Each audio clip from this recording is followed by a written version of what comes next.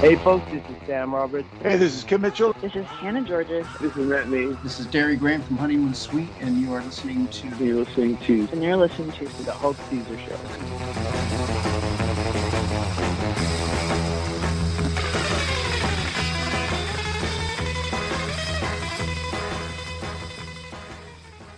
Welcome to the Hulk Caesar Show. I am your host, Hulk Caesar, and with me as always is my illustrious co-host, Emily Malloy. Emily, it's nice to see you. Nice to see you. This episode of the Hulk Caesar Show is brought to you by the Kitty Vitty Brewing Company, the official beer sponsor of the Hulk Caesar Show. You can check them out at the tap room in the heart of the Kitty Vitty Village. Every Friday, purchase a fish and chips. Get a second order of fish and chips for 50% off with the purchase of a beverage. It's pretty good. Joining us this evening in our Hot for the Moment studios, high above Posey Row in downtown St. John's, Newfoundland, it's a Hulk Caesar Show all-star. He joined us on terrestrial radio back in 2023 to chat about some of the amazing graphic art he's done for album covers over the years, including work for acts like Dan Mangan, Sarah Harmer, Blue Rodeo, The Burning Hell, and many, many more. You've seen his art everywhere on TV, beer cans, book covers, skateboards, and everything in between, including what is maybe his crowning glory so far, the beautiful Majestic Theater neon sign downtown. Jud Haynes, welcome back to the Hulk Caesar Show. Well, thanks. I'm excited to be here. Nice. We're going to catch up with Jud about working on the Majestic project and his recent rock and roll happenings. A little later on, we will debut a new guest game to play with Jud. Musically, we are going to spin some tracks that were recorded live on the Hulk Caesar Show in 2024. To get us started, from her appearance with the folks from La Nuvania back in May, it's Janina McGilvery and CLB Armory, recorded live on the Hulk Caesar Show.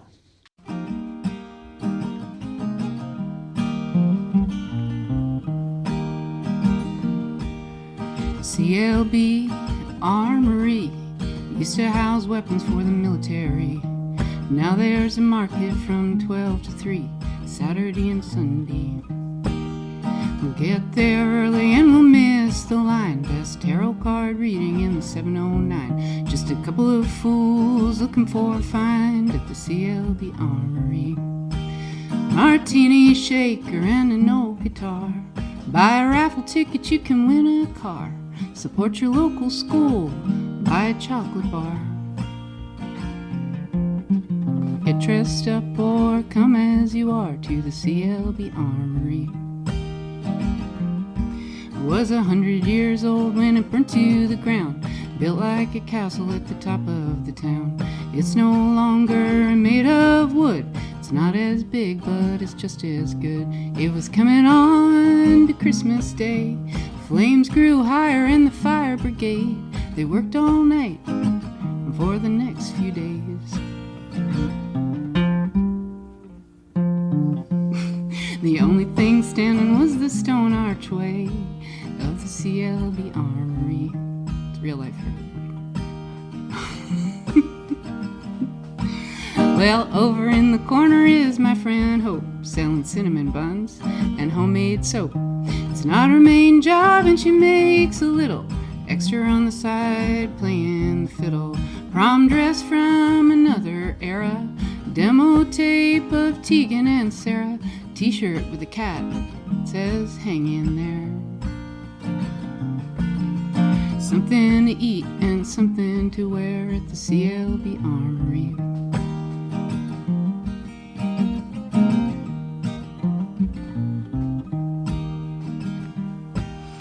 Oh no, you don't have to go to the big box stores up on Kenmount Road. You can buy something from someone you know, Saturday and Sunday. An orange glass sculpture from the 70s, Planet of the Apes DVDs, an array of items as seen on TV. Self-contained economy at the CLB Armory. You'll find a first edition of a Nancy Drew, still sealed, never opened, game of Clue. Why does anyone ever buy anything new? Stay where you're at and I'll come where you're to the CLB Armory. Come on, we go for something to do to the CLB Armory. We're back with the Hulk Caesar Show. Joining us in the studio this evening is graphic artist Jud Haynes. Jud, it feels like every week I go online and I see a new project that you're working on. How do you stay so busy? I just stay as busy as I possibly can. Yeah. I wake up every day and I got a list and I just start plowing through it. Nice. And so, yeah, I thankfully, other than the pandemic, have never not had a list. It's amazing. Do you kind of look for work yourself a lot, or does a lot of work kind of just come to you now after all your experience? I've found over the years that when I reach out and try and get work, it never works. Like I never get anything. So I had basically it's just word of mouth. People come to me, and I'm very happy. Like that's really all it takes is someone just emailing or dropping me a line, and half the time we end up working together then for years. But anytime I've solicited, like there's been bands or clients that I love that I've reached out to and tried getting work with, and it seems they never ever hire me. Well, we listed some of the bands whose album art you discussed during your last visit. Have you worked with any new artists over the past year or two? Yeah, always working with new artists. There's a really fun project I'm just finished off that's coming out the end of this month. A bunch of high school guys from Lark Harbor, just on the West Coast, have a thrash metal band called Paranoia. Wow. And they are incredible. Wow. So incredible. And so they came to me. There's the bass player in the band, a guy named Ryder, is a great artist himself. And he had an idea for the cover, and they kind of wanted it to look like 80s thrash records. So like Anthrax and Megadeth and stuff like that. Slayer, Exodus. And I've not really drawn much at all in that style, but I was like, so that's what I grew up on. And so I was so pumped. And it's coming out in like a week or two, and I cannot wait. Oh, amazing. You'll have to turn us on to it when it comes out so we can play something. Yeah. Amazing. I know I also saw online, I believe, that you had something to do with Mark Bragg's vinyl that came out in stores just this week. Yeah. That's another one I'm insanely pumped about and really, really proud of. And I'm incredibly proud of the artwork, but I'm also just so proud of the work that Mark did. And Mark and I have been buddies since we were teenagers. Totally. So like we've known each other for like 6 years. And but anyway, he got me started on that record before he had his injury. Yeah. And so I had designed that cover like a year and a half ago. Wow. And only showed it to him probably 4 days before his injury. Wow. And then everything happened, and he was in the hospital for months and going through his rehab, and finally gets to go home. And I kind of didn't think that pressing this record was really going to be a priority, or was probably ever going to happen. Mm-hmm. And so then when he reached out to me and was like, it's back on, let's do it, I was so pumped. I was just like, yes, let's do this. And, it was I already knew it was an amazing record. Every record Mark puts out is amazing. Totally. But now is also just like an incredibly important record. Yeah. It's like, this is a very special album now. And, I was just really, really, really honored to be involved. And I kind of threw everything at it. Yeah, we love Mark here. And if Mark's listening, or if anybody who talks to Mark is listening, we love seeing the updates of him getting better and stronger every day, and we're really rooting for him. Absolutely. Last year, you created the art for Gordon Lightfoot tribute at the Massey Hall. What can you tell us about that project? Over the years, I've been very fortunate to get to do a bunch of work for Massey Hall, even though what's funny is I've only ever seen one concert there ever. What was it? PJ Harvey. Oh, nice. Yeah. That's Krista's favorite artist on the planet. So we... it's funny because they'd been telling me for years, because I've been doing work for them for years and had never been to a show. They as in Massey Hall, not PJ Harvey. Yeah. So they were always saying to me, like, yeah, if you ever want to come, just let me know. So I finally called in that favor when PJ Harvey show got announced, and they hooked us up with like very, very, very good seats, right dead center, right up front. Amazing. Yeah, it was the hookup that I knew I'd been saving it for. So we had a really, really lovely night, but not living in Toronto and not really getting up there that often, it turns out I've just never been in that building, even though I've designed records that were recorded there. I've designed countless posters for events that have happened there. And so they just reached out to me when they were doing this Gordon Lightfoot tribute and asked me if I could do some sort of portrait of Gordon to go on this poster. Worked out really well. And so then when that one went so well, they just got me to do a Oscar Peterson one as well. Nice. For a similar show that's happening next summer on what would have been his 100th birthday. Awesome. Oh, wow. And then who knows? I'm hoping that, they'll be planning something else exciting, and I'll get a call for that too. Amazing. Keep the ball rolling. I know you do a lot of poster and promotional art. What's the process like helping to design someone else's vision?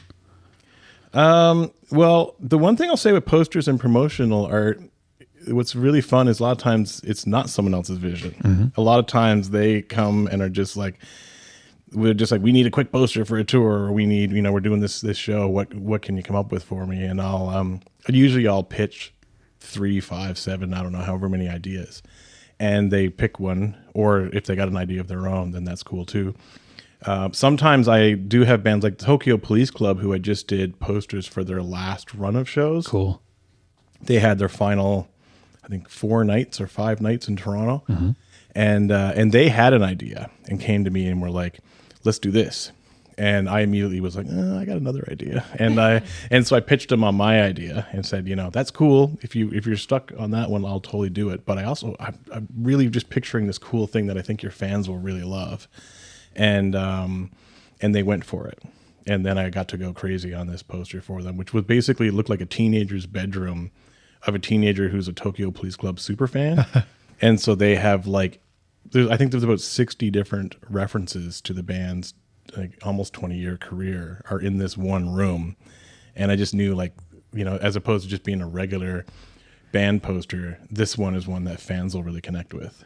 Super cool. Such a cool idea. I love that. I think I've seen that on Instagram. You posted that, Yeah. right? Yeah, that is so cool. Check it out if you haven't seen it yet. After the break, we'll chat with Jud about his work on the amazing Majestic Theater sign last year. Here's the amazing Evan Aucoin, who was here back in March to chat about the new album from his band, Midnight Watch, recorded live in our Hot for the Moment studios. It's Thank You Kindly on the Hulk Caesar Show. Thank you kindly for your time. Wish you hadn't wasted mine. Oh, I hate when the sun shines and it still rains. We were wine and cheap perfume. You wrecked my head, you wrecked my room. So nip this in the bud before it blooms. I'm trying to break your heart. At least that's what you said. Should have believed you right from the start. Instead I took you to bed. I thought that I could make your mind change. Take our story, write a new page. Thank you kindly for your time. Wish you hadn't wasted mine. Oh, I hate when the sun shines and it still rains. We were wine and cheap perfume. Wrecked my head, you wrecked my room. So nip this in the bud before it blooms. In the aftermath of you and I, well, I realize should've let you to my life where you caused so much strife. I thought that I could make your mind change. Old dogs, new tricks don't mix, so they say. Thank you kindly for your time. Wish you hadn't wasted mine. Oh, I hate when the sun shines and it still rains. We were wine and cheap perfume. You wrecked my head, you wrecked my room. So nip this in the bud before it blooms. Thank you kindly. Thank you kindly. Thank you kindly. Thank you kindly.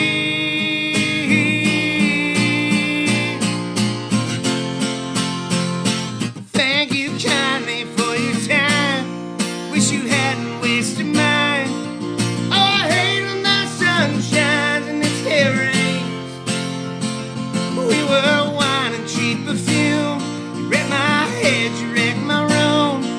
So nip this in the bud before it blooms. Thank you kindly.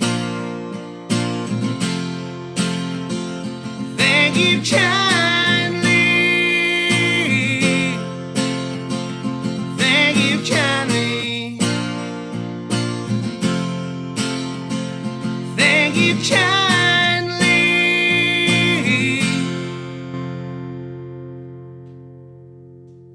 You are listening to the Hulk Caesar Show, brought to you by the Kitty Vitty Brewery. Today we're joined by artist Jud Haynes. Jud designed the marquee signs outside of the recently opened Majestic Theater right here in St. John's, Newfoundland. Jud, how did you get involved with the Majestic Theater project? A friend of mine who actually lives on my street was working at the Majestic as they were kind of starting to get it up and running again. It wasn't open. But new owners had taken it over and were getting going. And apparently, when they were talking about branding and getting logos and all that kind of fun stuff, she brought my name up. And thankfully, the other people in the room were like, "Yeah, get him in. Let's see what he's got to say." And by the time I started the job, she had moved on. She wanted to start a catering company. Oh, wow. And so by the time I'd had that first meeting, she wasn't even there. She wasn't even in that one meeting. But I was like, I still owe her everything for at least just, throwing my name in the hat. And but the Majestic is a fun one for me because my grandfather used to own it. Oh, wow. You go back to Really? the 70s. What? And it was like my grandfather owned that building, and one of my uncles opened a furniture store in it. That is so cool. And they, on the very first day, the family are probably going to kill me for telling this story. But on the very first day of the furniture store being open, my grandfather and my uncle got into a big argument and never spoke again until both of them, like right to their deathbeds. Wow. Both of them have since passed, and they never spoke again. The rest of their lives over the first day of this furniture store at the Majestic. So, but the furniture store stayed open for five years there, and I've always just known this lore of the Majestic having some family ties. And I was sitting down there not long after it opened with my mom, and we were sitting in one of the booths, and we were talking about this, and then we looked up, and there was a plaque, like a little historic placard right above the booth we were sitting in, talking about Haynes's Furniture. Oh my God. And how it used to be a furniture store at one That's point. amazing. And I was like, oh my God, there it is. It's That's pretty so cool. sick. So, but anyway, I got called in to basically come up with some logos and come up with some signs. And I basically looking at that building and it being called the Majestic. And in my entire lifetime, it's never looked or felt very majestic. Yeah. It's always been pretty What are you run talking down. about? You used to be able to get a $1.50 double rum and Coke down there on a Friday night. That's pretty majestic. So majestic. Yeah, everyone feels like a king anyway. So anyway, I was just like, I had the idea of like, why don't we really go big with this? And I sketched up ideas in my sketchbook for that big, huge tower sign. And I also came up with some normal signs, backup plans. Yeah. And I went in for the meeting with the CEO and a couple other people on the team. And as soon as I sat down, the CEO guy was like, yeah, I'm thinking we should go big with this. Like before I even had a chance to open my sketchbook, he was like, I'm thinking, big, lots of lights, like something real glittery. And I was just like, oh my God, it's going to happen.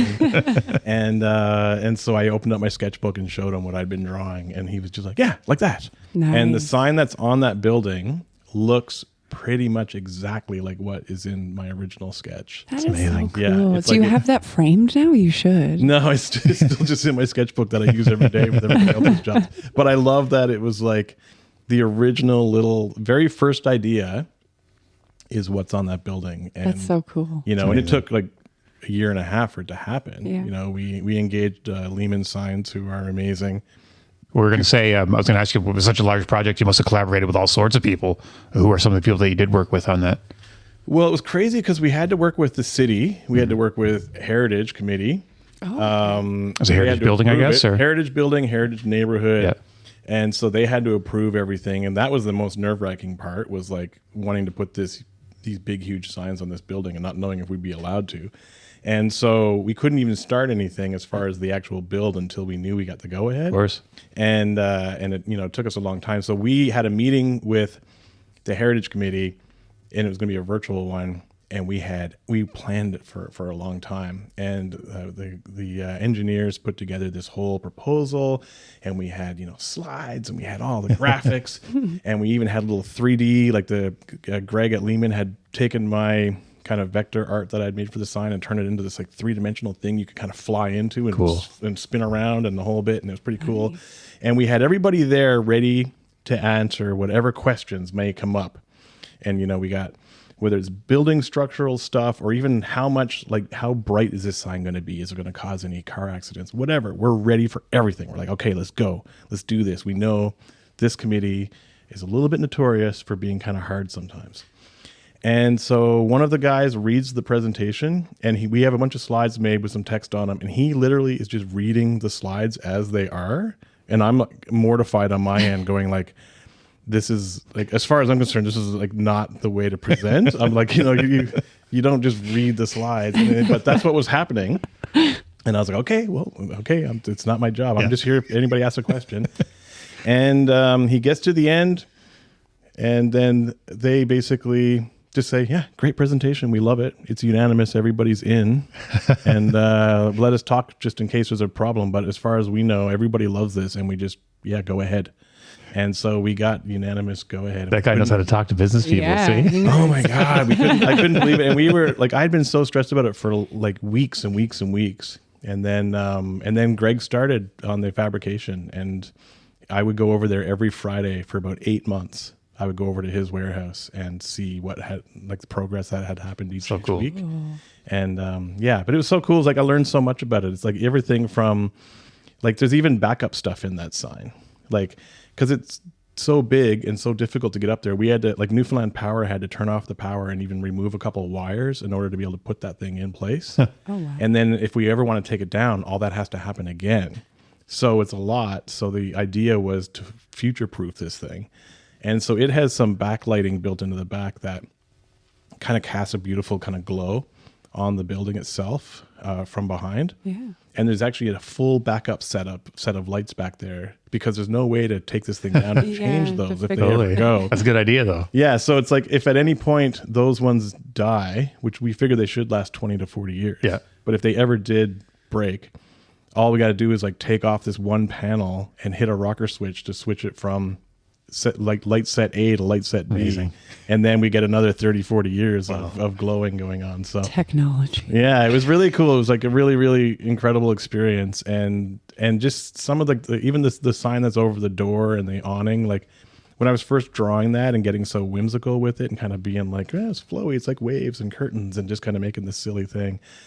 And then seeing it fabricated out of aluminum and then put up on the building, and knowing that, I mean, it's aluminum, it's not going anywhere. Yeah. Like, that'll be there long after I'm dead, unless someone decides they don't like it and hauls it down. But it will survive whatever Newfoundland throws at it. Amazing. You need a plaque now for creating the sign. Definitely. Yeah. I was honored. They did a photo on the opening night after the very first production. They had a musical on opening night, and they asked everybody who was involved in bringing that building back to come at the end, and we all got up on the stage with the cast of that first production. Mm-hmm. And I was very honored to be in that photo with everybody from the engineers to the woodworkers to the people who sanded the floors to the people who painted the walls. It was like to be in that group and know, like, yeah, this photo probably will end up in this building someday. Definitely. That's so cool. And it's kind of very, very cool. And the building had just rolled 100 years. I think it was built in 1918 and opened in 1919. It was the very first movie theater in Newfoundland. It was not only the first place to show a movie, but it was also the first place to show. Then when sound came into play, they ended up being the first one to have sound, because there was a couple other theaters by that time, but they ended up being the first one with sound. And then I love that Witchcraft. Man, yeah, exactly. And I love that they got movies down there all the time again. That's amazing. Yeah. perfect. The project has been so well received. What's been your reaction to the community's response? Oh my God, I love every bit of it. I love it. And I mean, I see people getting their wedding pictures taken in front of the signs, and like grads going down and getting their pictures in front of the signs. And I'm like, of course, every bit of that I love. I mean, the majority of stuff that I make is for clients that aren't in the city. Mm-hmm. And like you talked about the Massey Hall posters and that. It's like, well, I've never seen any of them in real life. I design it, I send it off, and the most I get is maybe a friend of mine walking down the street in Toronto will send me a quick photo or something. But I never get to see anything in real life for most of it. And so these signs are like, yeah, like this is kind of cool. And I get to drive by it every day. You got your permanent poster now. Yeah. Amazing. It's a monument. That's Well, that wicked. one sign is 36 feet tall. That's amazing. crazy. That's so cool. Yeah. And even the one on the side of the building that goes over the main doors, I think it's 22 inches. No, 22 feet. Sorry, not 22 inches. That wouldn't be very impressive. Yeah, it's 22 feet. And then the awning below it gets up to like over 30. Man. And it doesn't even look big because the side of that building is so huge. Of course. But I don't know. To me, I'm just kind of like, yeah, like this is so exciting. Even for me, like I design a lot of beer labels, but the majority of the companies, pretty much all of them that I design beer labels for, are not in Newfoundland. Yeah. So I never get to walk into a brewery and actually see all these labels, and I would love to work. Anybody who's listening, I'd love to any work with beer any local companies. breweries to make some labels. So yeah, because I'd love to be able to just actually go and get your hands on some of the work. Well, we're sponsored by Kitty Vitty, so maybe somebody over there is listening right now. Absolutely. Now, can you think of another St. John's landmark that you'd love to design art for? Oh my God, another St. John's landmark I'd love to design work for. I'd like to move a piece of local landmark, although I don't What's that? The Terry Fox Monument. Oh yeah. Is like It's in a weird place, I feel. Yeah, and I know it has significance. Yeah. I know why it's there. But I saw when Taylor Swift was in Toronto there last month, and there's a Terry Fox monument in Toronto, and it was like it's right in front of like the biggest monuments of the city, and there it is right there in the mix of it all, and people were going over getting their picture taken with it. And I just know, it hit me when I was watching that. I was like, ours is in a bad spot. It's so ours bad. is like, for its historic reason, it's smart, but yeah, no one even knows it's there, and tourists certainly don't know. No. Yeah. I've had friends that didn't even know we had a Terry Fox statue. definitely. And I was like, it's down by the harbor. And they're like, no, it's not. I've never seen a Terry Fox statue. I'm like, okay, well, they clearly didn't put it in a great spot. Yeah. Where would you put it? I would drag it right down, probably down by the waterfront somewhere. Yeah. Even Harborside Park, Yeah. which is only a kilometer down the road from where it is now, Yeah. would be lovely. And we could start the new lore of he dipped his foot in there. We can say that. Definitely. No one will know the difference. We're in the after a generation couple- of alternative facts now anyway, so it doesn't matter No what's one will true. know the difference. But you mentioned about designing a monument for this town. If I could work on something, I would love to do, and even though I think I'm afraid to do it, I would love to do a large scale, like side of a building mural. And I've been asked to a couple times, and it's never really worked out. But I think St. John's needs more of that. Yeah. I think so. And I'm not even sure if I'm the right person to do them, even though I'm dying to. But I do. When you go to other cities, you just see huge building size art. Even if you go out in Central, Botwood has a big mural festival every summer, I believe. Yes. Yeah. I didn't even know. Be an interesting thing to have here in town, I think. Yeah. Yeah. When I was a kid, you go to Bell Island and see all the amazing murals. Yeah. And I just think St. John's needs more of that. I think ours are old too. Like, I don't know. It's cool that we have a great fire one, but it's kind of sad at the same time. Like, remember when everything burned down? They always tell you got to find those fish and the fire things on the road, but I never find them. All right, when we come back, Jud will tell us about some of his recent rock and rolling. When Jake Nickel was here back in the fall, he performed 3 songs, including this one on our in-house Costco keyboard. It's his cover of Fugazi's I'm So Tired, live on the Host Caesar Show.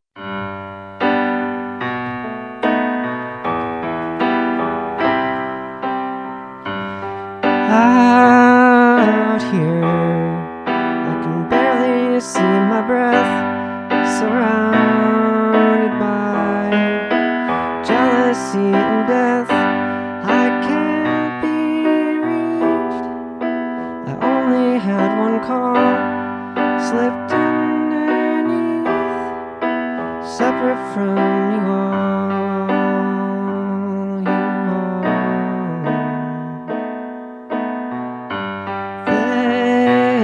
This time I've lost my own return in spite of everything I've learned. I've hidden my tracks, slipped out all my hair, slipped into cracks, stripped of all my cares, my cares.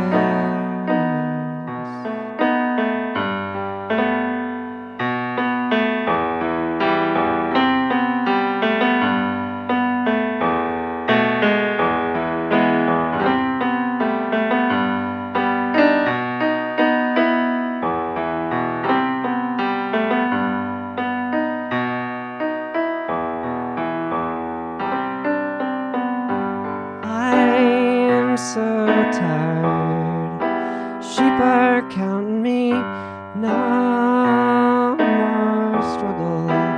No more energy. No more patience. And you can write that down.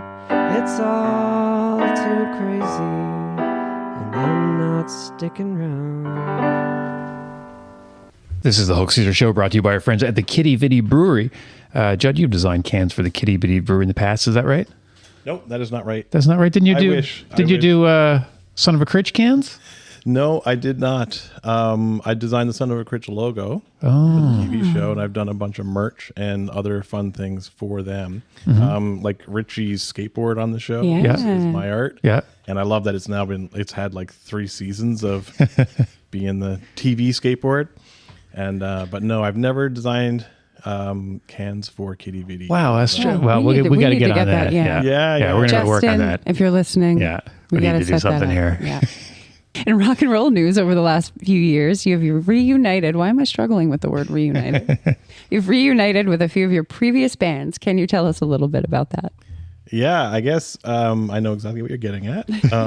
Yeah, a couple years ago for Iceberg Alley, they reached out and wanted my old 90s band Bucket Truck to reunite to play with Alexis on Fire. Amazing. Yes, and I honestly didn't think it would happen. You know, like they reached out to me and wrote me, and then I kind of passed it on to the guys in the band because I had also like didn't play in that band the whole time. I was only in it for like the first half of that band. Yeah. And so I was like, I wasn't even sure if I would be invited. Like, when that band ended, I wasn't the bass player. Yeah. And so I passed it on to the guys in the band to say, hey, this festival really wants Bucket Truck to reunite. And, secretly I was hoping I would get the call. Who'd you call first? Not sure. I actually wrote 3 of them at the same time. Yeah. It's all emails. Yeah. Just forwarded to them all to be like, you guys can do what you need to do with this. And I kind of didn't think it would happen because there's members spread out everywhere. Yeah. Like at that time, like Matt had just moved back from Toronto. Mike was back just for the pandemic from LA. But he wasn't permanent. It was like he was just here for a little bit. We used to see Mike Rowe in Vancouver all the time. Yeah, exactly. And it was like Mike Riscalo was in New York. Yeah, we see Rascala in Vancouver sometimes too. Then Mike Stewart was in Sweden. And it was like, man, only like a third of this band are even in Newfoundland. And so I kind of didn't think it would happen, but anyway, it happened. And we got everybody back together. I hadn't played with the boys in 20 years. Wow. Wow. And they, I don't think, had played in 15 or 16. And we had the most incredible time. And we jammed a lot because we didn't want to come off as like the old middle-aged guys who were just phoning it in. So I felt like we honestly played as well or better than we ever did back in the day. Amazing. And because we were rehearsed and we were also sober. That made a big difference. Whole new world. from the old shows. And it was a really incredible time. I loved every minute of it, like all the rehearsals and just hanging out, and then the show itself was a blast. But then last year, Winter Sleep had taken a bit of a break as well. Obviously, I've been out of that band since 2007, but they had, over the pandemic, taken a bit of a break. A couple of guys in the band had kids and just, life stuff going on. And so that band hadn't played a show anywhere in like a year and a half, 2 years. And then they booked a 3-nighter in Halifax. And I was so pumped because the same way that no one else has seen them play in a year and a half, 2 years, I also hadn't. Yeah. And so I was like, I just wrote them and I was like, well, guys, I just, I bought a ticket, I'm coming. And then they wrote back and basically were like, oh, well, if you're coming, you're playing. Oh my God, sick. And it was like, well, holy shit. And so, I learned like 20 or 25 songs and went up not knowing even what I was going to be playing.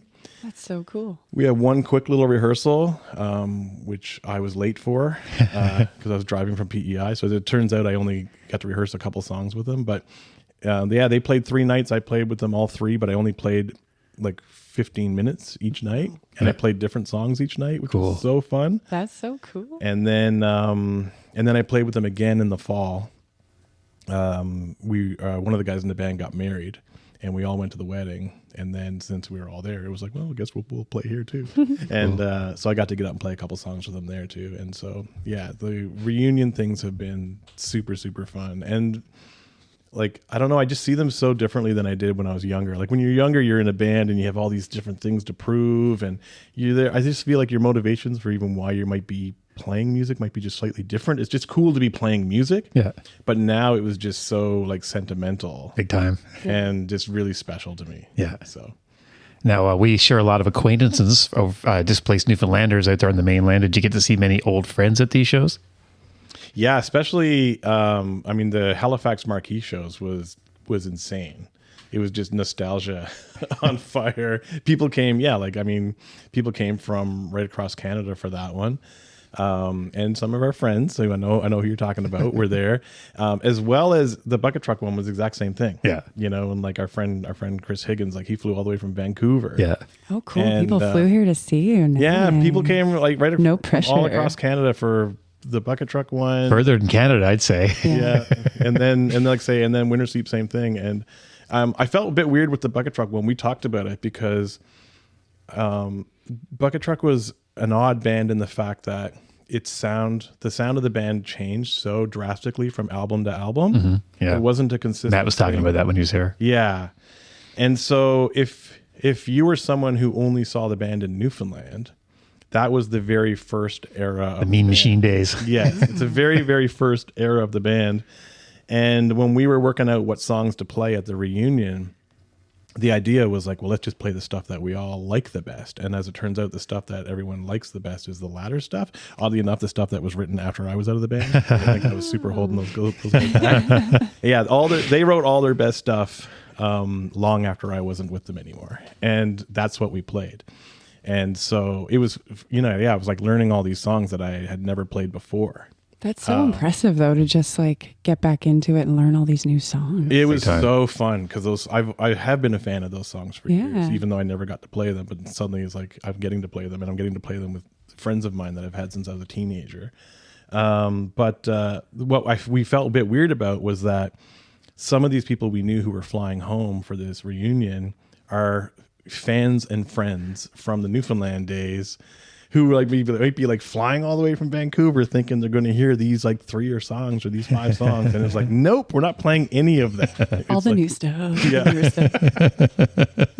stuff. So cool. All right. Here's a dear friend of the show who has graced us with 3 separate live performances in our Hot for the Moment studios, perched above Posey Row in downtown St. John's, Newfoundland. It's Valmy live with Paper Intentions on the Hulk Caesar Show.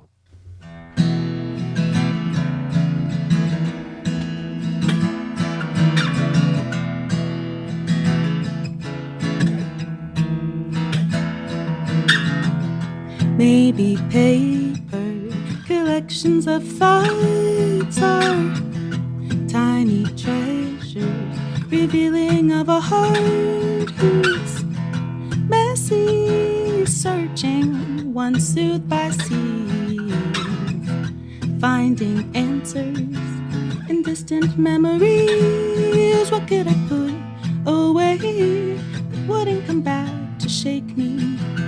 Another intention frayed while I danced around what it takes, what remains.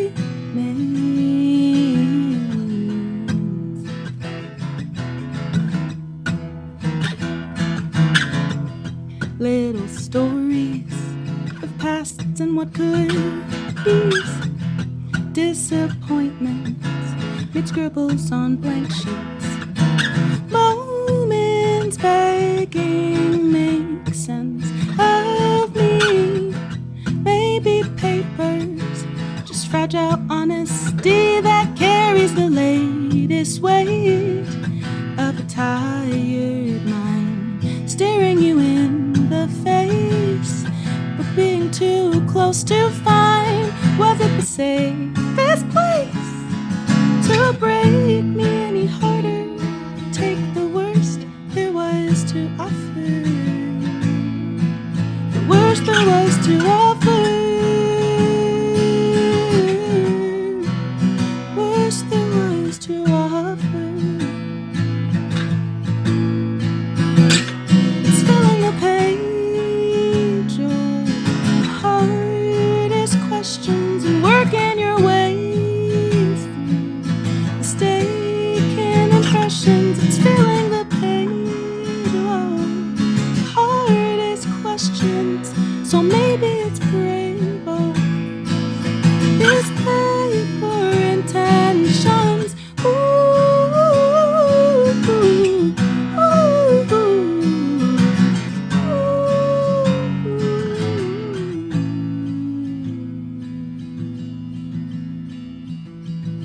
Do we dance around what it would take?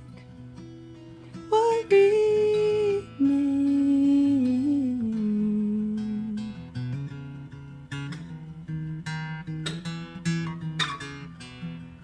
Loose paper, collections of thoughts are tiny treasures, revealing of a heart.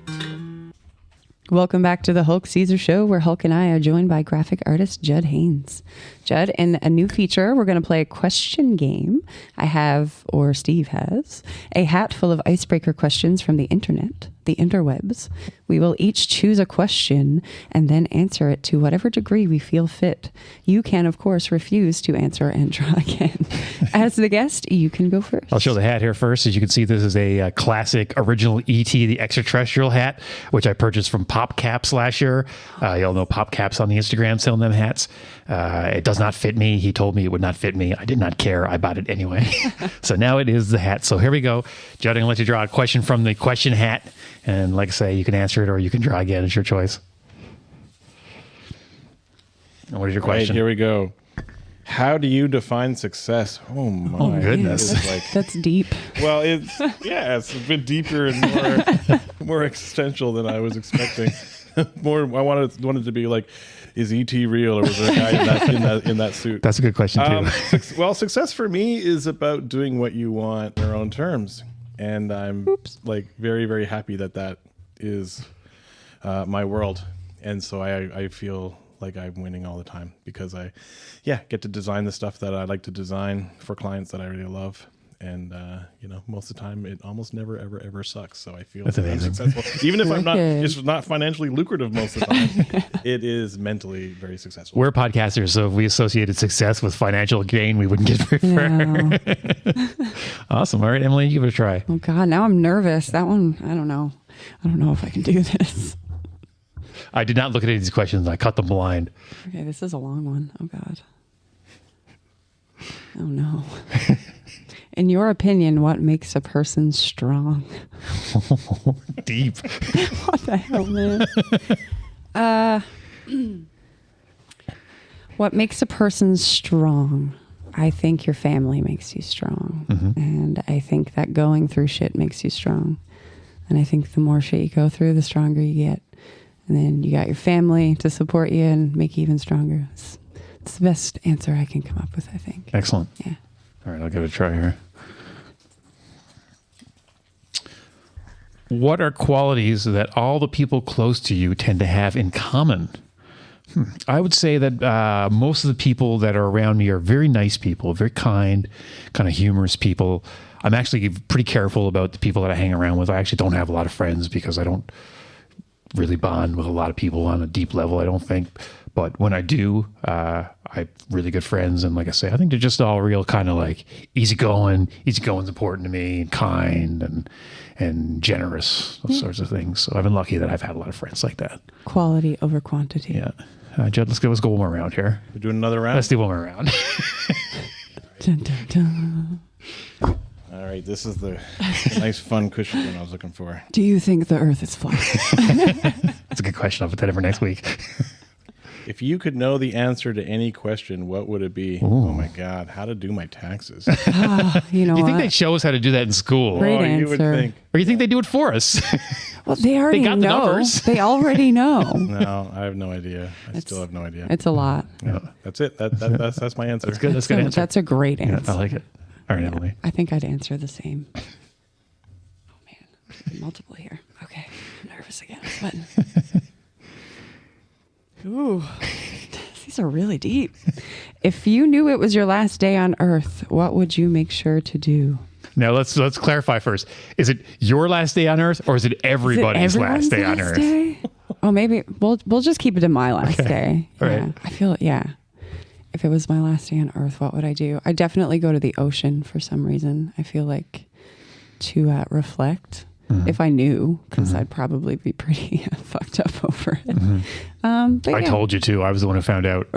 Even worse during the podcast. Good ratings. I think I'd go spend time with my family. You know.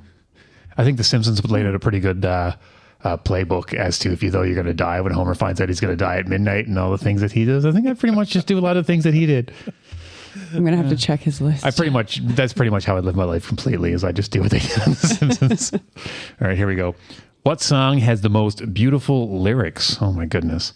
I would say, boy, there's a song called 4th of July by, what's the singer's name? He had some health problems here recently where he couldn't speak.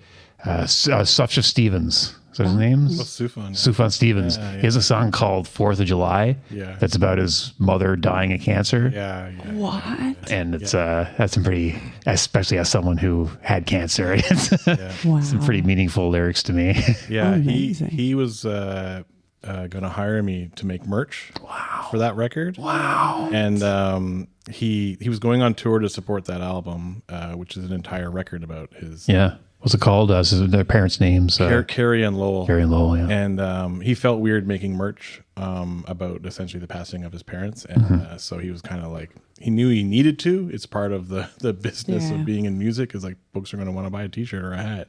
But it's weird subject matter on that particular record to be marketing. But anyway, so he reached out to a couple graphic designers to make stuff. And I was one of them, which I was really honored. Do you know how he found out about you?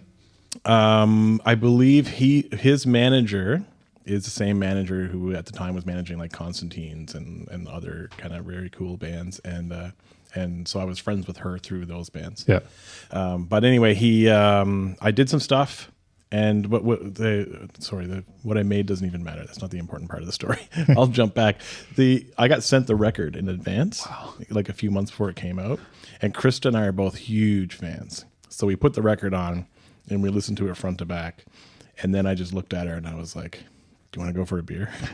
And like, we're not really drinkers. We were like, it is a very, very heavy, beautiful, very heavy album. And so we left the house and went out and had a drink after we heard that album. Yeah. I used to listen to that song in the shower when I was sick. I was like get in the shower and like have my own time to myself to freak out when no one's watching me and listen to that and listen to Wildflowers by Tom Petty. How beautiful is that though? That's why we need artists and musicians because you're It's relatable. It's your important. question about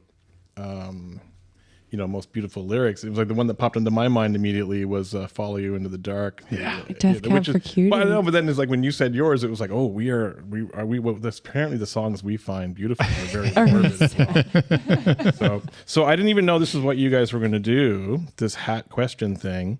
I thought we were going to do the old style rapid fire. Oh. So I have my own questions. Oh, excellent! What? Oh, I like this. And the only thing I'll say is they're lighter. Excellent. All right. This is so I like cool. this. I like when people bring work from home. Yeah, they're not going to be like anything about the passing of your last pet or something like that. Oh, Jimmy. So pick one of those. Oh God. Amazing. Look at this.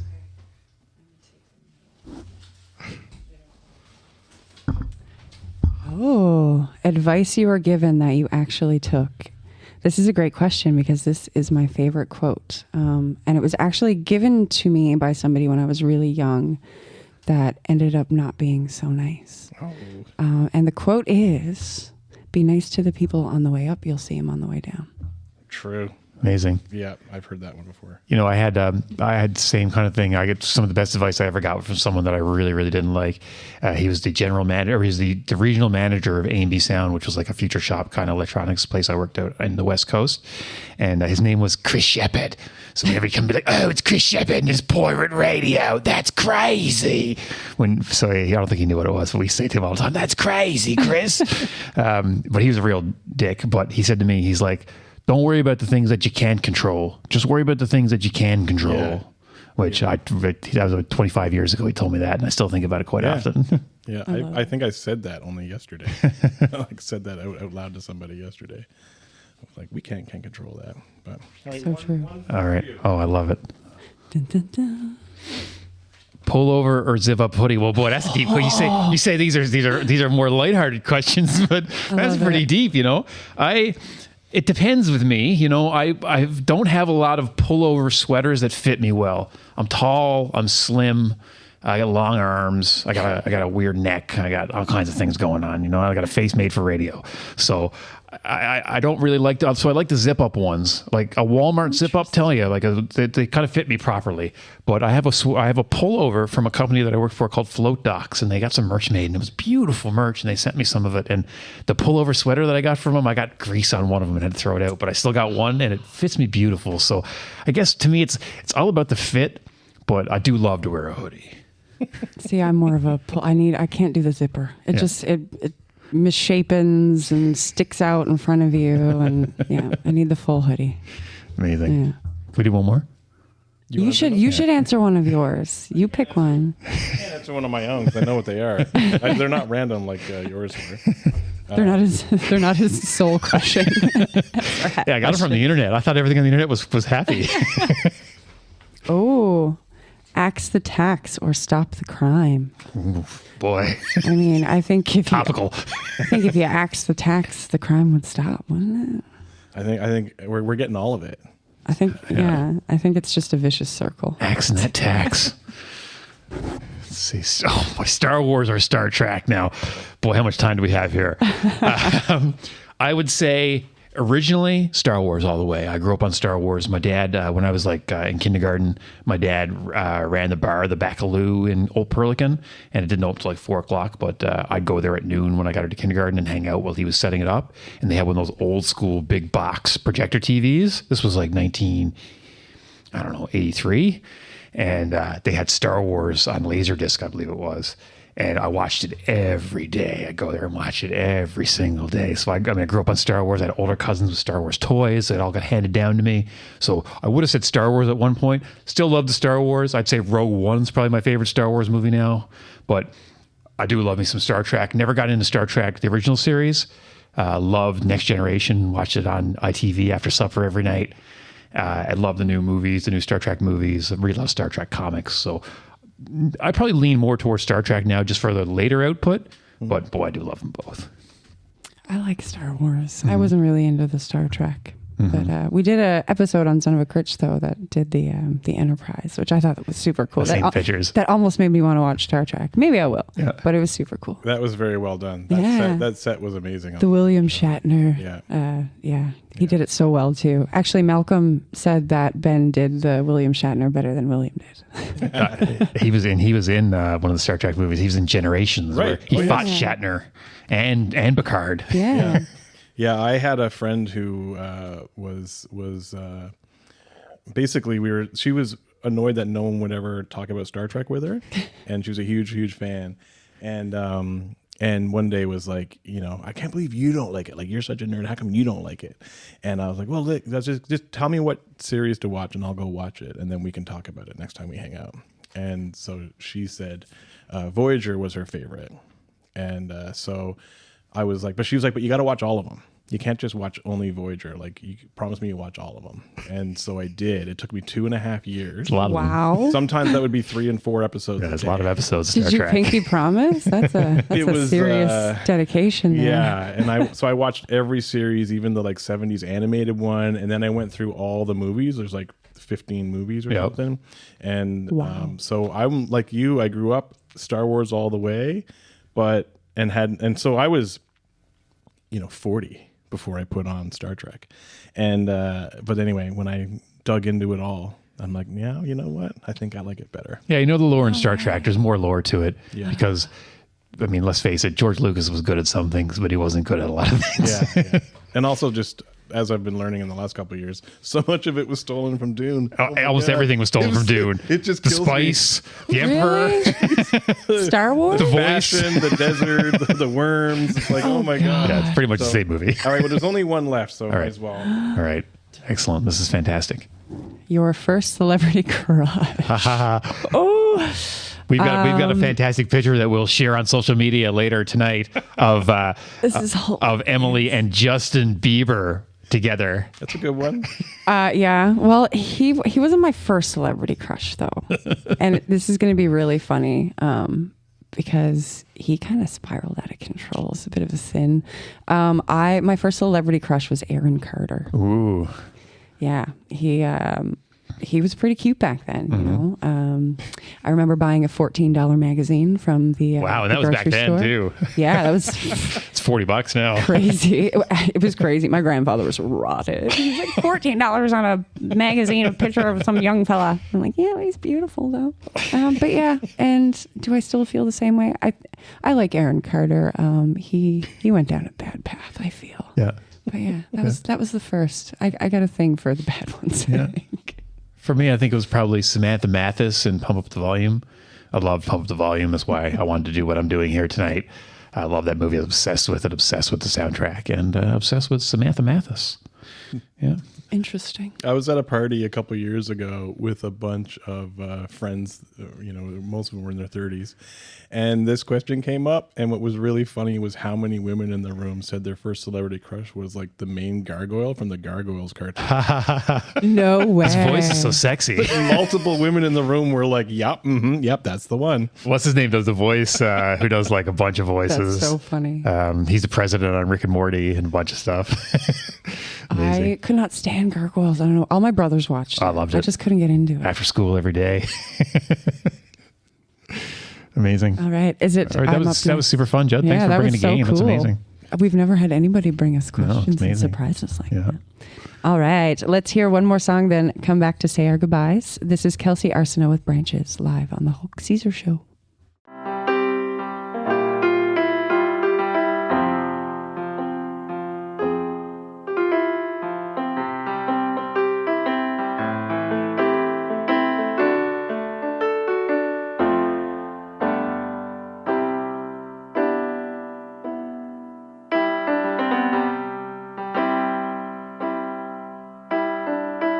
Sylvia planted the figs on a tree.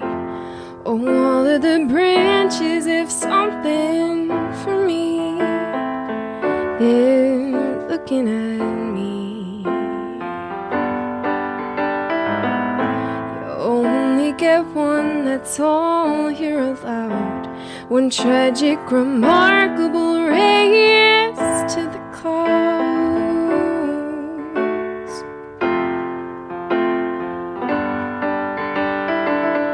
But if it were my choice to make, I'd play this on your old piano. You'd make us a drink till I can figure it out. Who makes the call? Who draws the line? Who's telling my heart that now's not the time?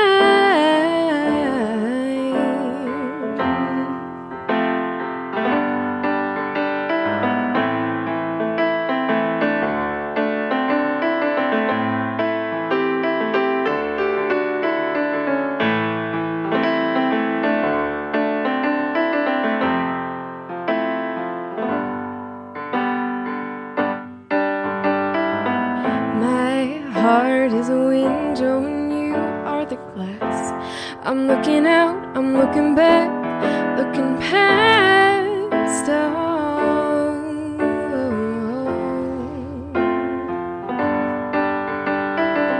But written on paper you look like a dream, and everyone loves you 'cause you're like a dream.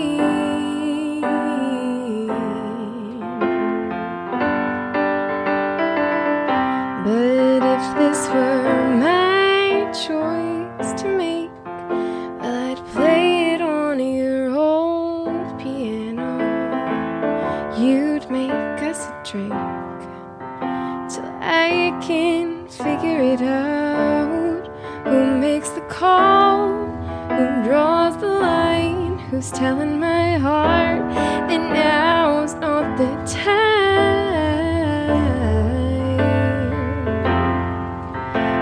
Now is not the time.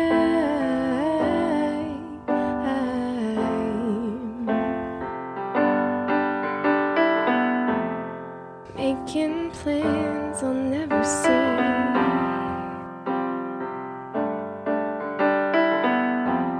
'Cause all of the branches have something for me.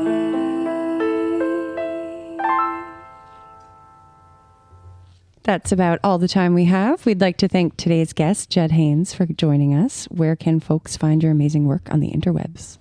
I have a very old school portfolio website at judhaynes.com. That's JUDHAYNES.com.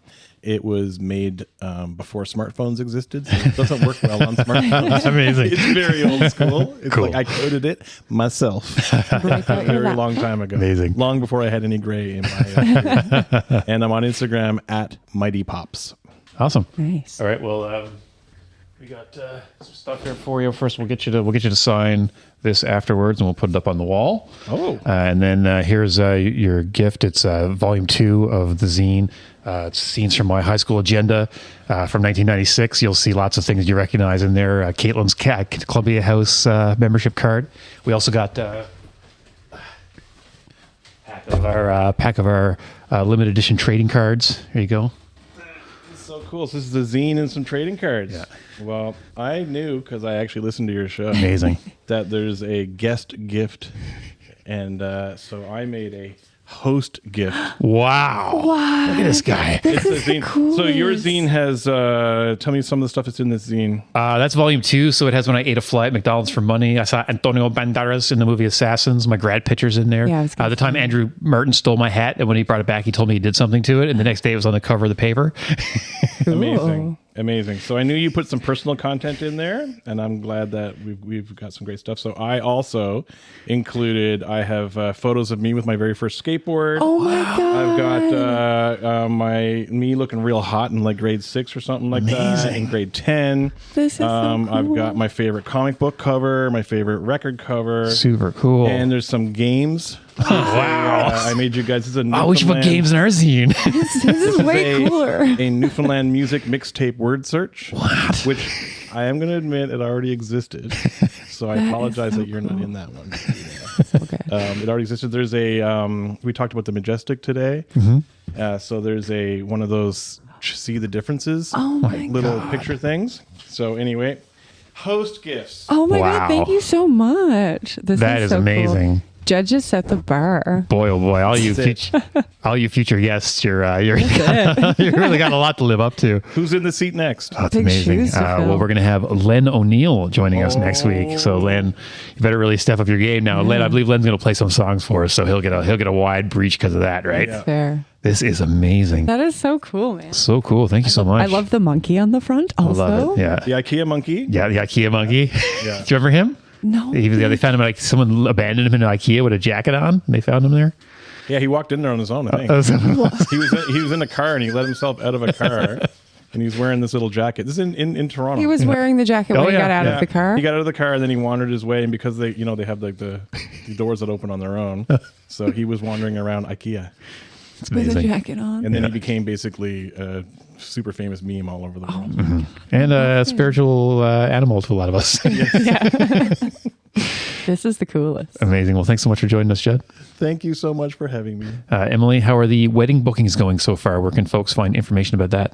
So you can check me out on Lighthouse Beauty. So light is spelled Lite, House Beauty on Instagram. And yeah, I'm booking grads and weddings now for 2025 and 2026. Amazing. Thanks to Hot for the Moment for sharing their amazing studio space with us here high above Posey Row and Duckworth Street. You can check out their social media. They have a big show residency coming up in Alberta.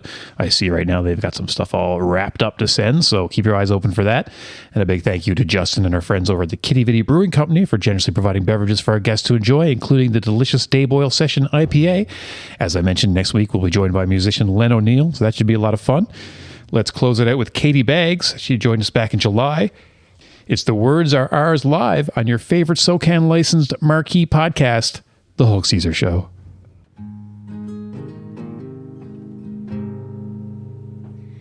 Oh, there's always been a veil of lies. They've always tried to pull the wool over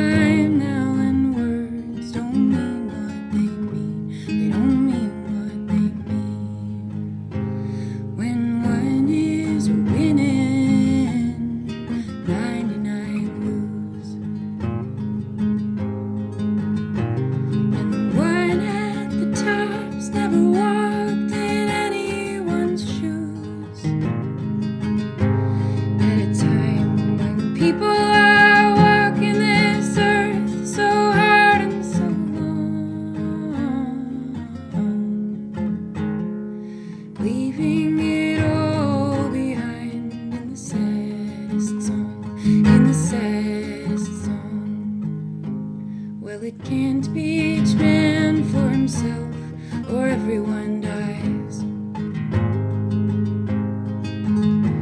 Each mother and sister and lover and child besides. When all we want is to wake up in the morning, safe in our beds, knowing we're loved and the babies are fed. All the babies are fed.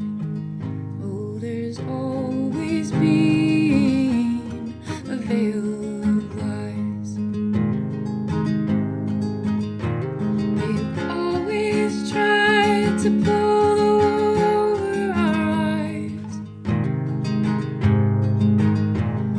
But ever since the massacre at Bowling Green, we're in a new time now, and words don't mean what they mean. They don't mean what they mean. But try as they will to take